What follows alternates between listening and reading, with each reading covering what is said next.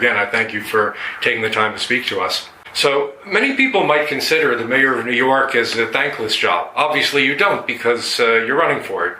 But it is certainly one of the toughest jobs on earth. So what does Andrew Yang bring to the task, and why do you want the job? I believe it's going to be the toughest, most challenging role of my life if I'm fortunate enough to be the next mayor of New York City. But I'm running because I think I can do a better job than the other people in the race. And I'm driven by a spirit of service, where if you believe you can positively impact the lives of more than 8 million people, including your own children, I think that you have to take on that challenge. And I believe that if I do a good job as mayor, even if there are a number of people who are upset at me at any given moment, which there probably will be, given the size and diversity of the city, that as long as I make decisions that I can stand by that benefit the people of the city, I'll be proud of the work I've done. What did you learn from the presidential campaign that you're able to transfer over to your run for mayor? I learned that many people are frustrated by business as usual where government is concerned, where many people around the country and in New York City have grown used to disappointment, where bureaucracies have not been performing as well as we'd like. And then when you go to them and have a complaint or issue, you often run into a wall of red tape, and there's very little personal accountability or responsibility or even responsiveness. And that's definitely true here in New York City. One of my main goals is to get our bureaucracies to seem more human and responsive to our needs and concerns. But that's true around the country as well. Just a side question. I saw where you once said that Teddy Roosevelt was your favorite president. What did you like about him the most, and what would you like to emulate? I love that he was a champion of conservatorship in terms of our natural resources, trying to pass parks down to the next generations. I love that he was a person of principle and displayed a lot of personal courage where both politics and his own life were concerned.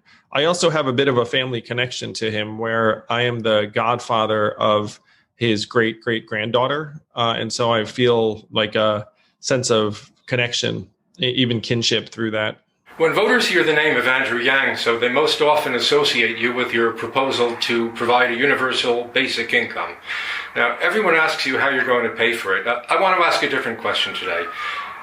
You've started many nonprofits, including Venture for America and Humanity Forward. Would you consider letting nonprofits raise the money from donors and from other private charities instead of trying to collect the money from taxpayers? I did get the question an awful lot on the presidential trail, how would you pay for universal basic income? But that was before the federal government passed a $2.2 trillion CARES Act and a $1.9 trillion American Rescue Act that have demonstrated that we actually as a country have had the resources to be able to do dramatic things for our people if we chose to do so. As you suggest, I've started a number of nonprofits, and I love it when communities come together and channel their resources and goodwill to benefit other people.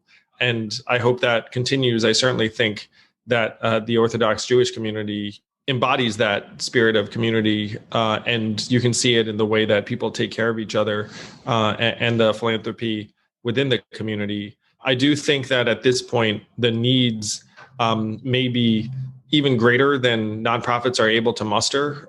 Certainly when I ran my nonprofits, one of the things that was a constant source of need was just more resources. Like if you run a nonprofit, and anyone reading this who's run a nonprofit, you're proud of the work you do, but then you just think to yourself, wow, like we need to be doing more, whether that's feeding the poor in your community or educating your children or preserving your culture or whatever the cause is. You just think there's so much more to be done. And we don't have the level of resources that we'd like to. So I applaud all private philanthropic efforts, and I want them to grow. But I do think that there is a role in the public sector to, in some cases, amplify and augment the work that people are doing in their communities. If you have to raise taxes in order to provide this universal basic income, are you concerned that higher taxes might drive more businesses to leave New York City? Well, I genuinely think that's an overly simplistic analysis, where if you look at the budget of New York City, we're spending over $2 billion a year right now housing homeless people. And so if you invest in keeping people in more stable situations, that may end up saving money on the back end. Similarly, we're spending over $200,000 a year for each person who's being held on Rikers right now. So it's not a simple case of, oh, if you want to do this, then you're going to have to raise taxes on X. Like, there are significant inefficiencies in New York City that often are very costly, both on a human and economic level. And one of the things that motivates me, and I think that you all see this in your community all the time, is that if you take care of people, that there are many benefits in terms of keeping people in better health, mental health, keeping a roof over people's heads, and on and on. And that in New York City, when we fail people, we end up paying for it on multiple levels. You were talking before about our community being very philanthropic. We're also very entrepreneurial. You also have an entrepreneurial background. So what programs do you have in mind not only stem the flight of business, but also attract new businesses and, very importantly for our community, make it easier for them to start new businesses, especially small businesses? So I came up as a small business owner and operator here in New York City. And I believe that these businesses are often the lifeblood of a community in terms of creating jobs and providing economic well-being to families. My business partner at this education company was the founder of the company, Jewish gentleman named Zeke Vanderhook. He started this education company in the early 2000s. I was the first teacher at this company. And then I eventually became his partner and then the CEO in 2006. And I learned so much from Zeke. He actually gave me a copy of the Sabbath. And so I've been a direct beneficiary of the spirit of entrepreneurship in the Jewish community, in that my business partner was someone that observed the Sabbath each week and has just such like a firm sense of his own judgment and principle, that whenever there was frankly like some kind of like expert opinion or bureaucracy we encountered, he always like brought his own point of view to the table, and I learned a lot from him. So I completely agree that there's a massive spirit of entrepreneurship in the Orthodox Jewish community, and that we have to do everything we can to both clear some of the obstacles for folks who are starting and running small businesses in your community, and also connecting people to different kinds of training. There are real needs out there that I think if we were to connect Orthodox Jewish students to, for example, Amazon Web Services training or some of these technical skills, I think there would be massive opportunities, because I can see people being able to take full advantage of both the training itself, but also then the additional opportunities for those around them. But it starts with trying to get out of your way where some of the regulations on small businesses are concerned. We've had a lot of talk in the Orthodox Jewish community, especially in the last year, with even some community leaders suggesting that it's time to leave New York. And the fact is that a lot of Jewish people are starting to leave for Lakewood, New Jersey, for example, for Florida, because they can't afford the high cost of living in New York. As mayor of New York, what can you do to keep these families in New York? We have to make it affordable for people to raise families here. And I'm a parent myself. I've got two kids, one of whom is in public school, one of whom is in a special needs school because he is on the autism spectrum. And I'm very passionate about the city doing more to support families with special needs children. I say all the time that special needs is the new normal. I believe that many Orthodox Jewish families have more children than my wife and I.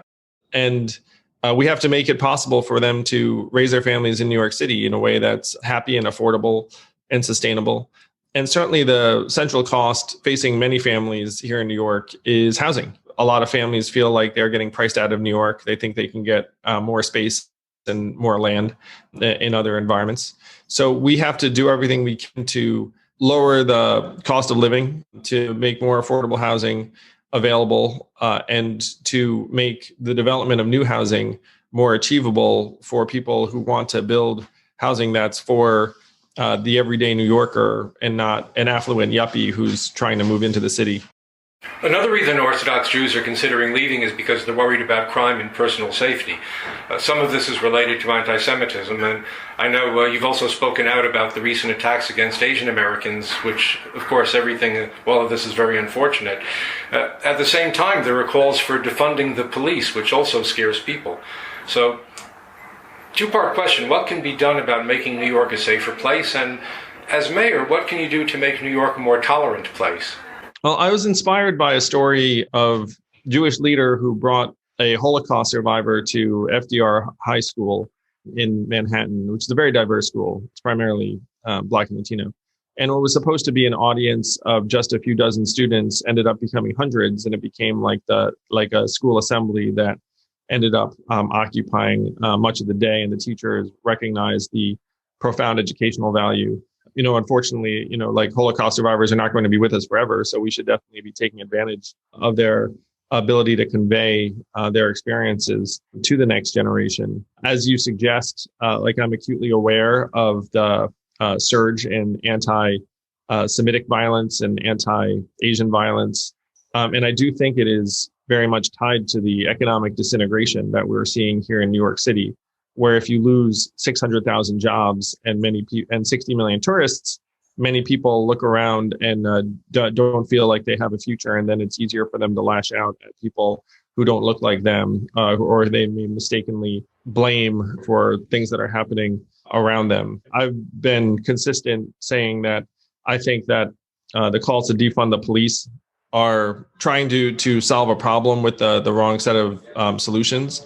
I do think that there are opportunities for us to spend some of the money that we're spending on the police more effectively in a way that improves public safety to a higher degree. And I think that there are big gaps in our mental health resources and substance abuse resources that can be employed to respond to certain calls, as opposed to having an armed police officer.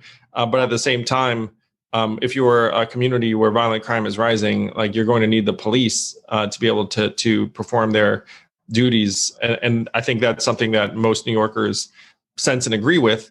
I've also committed to reducing street homelessness by more than 50% in my first term, which is primarily a human issue and an economic issue, but it also at the margins does sometimes become a public safety issue.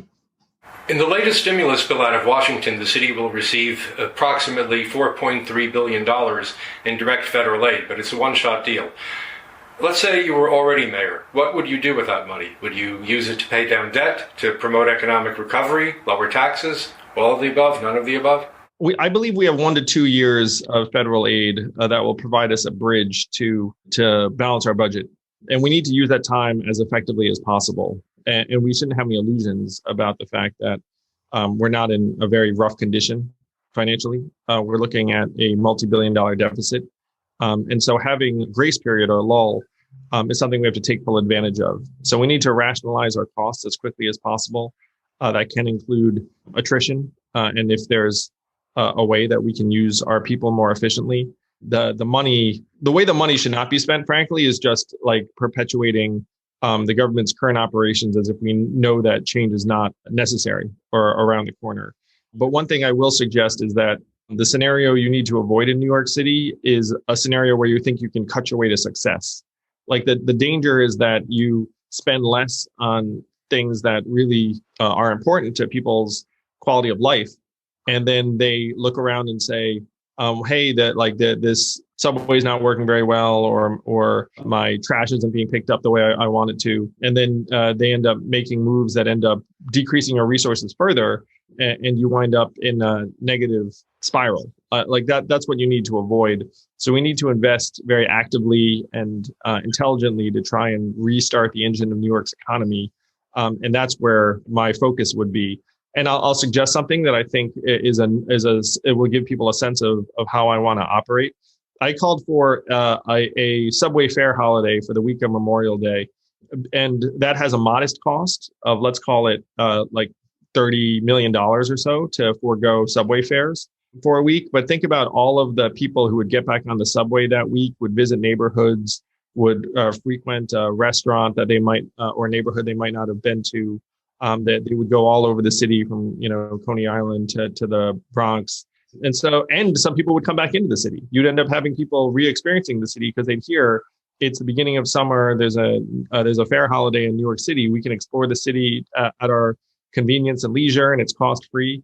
So that's the kind of smart investment we should be making here in New York City, where you use a bit of resources to reignite small businesses and tourism. You've come out in favor of taking control of the subway system back from the state. The governor said if that happens, the city will lose the $10 billion that the state gives them in funding every year. What ideas do you have to make up for the shortfall? So the simplest way to get city control of the MTA is to simply have the city recommend 11 MTA board members rather than 4. Right now, there's a governance structure that gives us 4 out of 21 board members, which suggests why city concerns seem so ignored, frankly. And so if you were to change that board composition, there's actually no reason why you would need to change the funding. The funding exists as it is. You would just simply be changing the board composition. That would be the most straightforward way to make the change.